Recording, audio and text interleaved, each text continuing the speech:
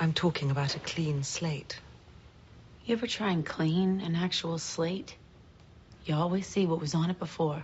Dollhouse is about a group of people who have had their personalities temporarily removed so that they can be imprinted with different personalities, different motor skills, different languages, and be programmed or imprinted with sort of amalgams of real personalities to become very specific people and then hired out for very different engagements. Hello, Echo. Liza Dushku plays Echo, who is one of them. Did I fall asleep? Who every week sort of takes on a different persona, quite literally, goes out on these engagements, and in the meantime is sort of beginning to become self-aware when she's in her wiped state and beginning to wonder who she is, why she's there, and if she would maybe like to leave. Are you volunteering? I don't have a choice, do I? In Dollhouse, she's had her personality taken away. Whether or not she volunteered for this, and the whole history of that, as some people have, is something we're rolling out. But the fact of the matter is, to have everything taken from you in that fashion and to build yourself up from nothing, in the most literal sense, to me is fascinating. It's a story about strength told from the point of view of the weakest a person can be. Eliza amazes me. We talked about sexuality and, that part of humanity, and she felt like exploring that somehow.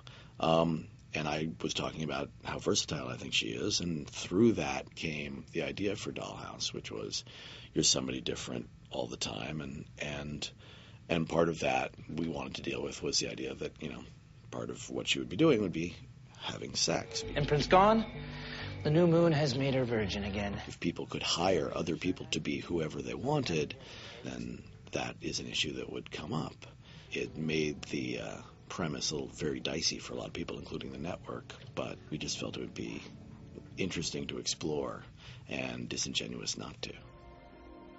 The first person who ever said that this show was in danger of possibly doing the worst thing possible and somehow glorifying human trafficking was me, because I'm not stupid. It's a premise that structurally shares something with that. Obviously, that's the last thing I want to do.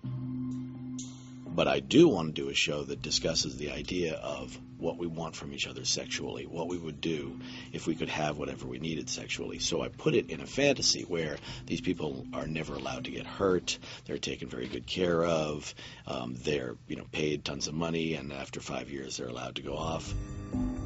So we're hopefully dealing with the idea of objectification, we're dealing with the idea of power and abuse of power, and the Dollhouse does not come out of this as, this wonderful place, but neither do we just baldly say, everybody here is evil. Everybody in the show is compromised, everybody that you think is evil has something they're doing that they consider to be noble, and everybody who's noble has an urge in them that is a little bit creepy. Look at Echo.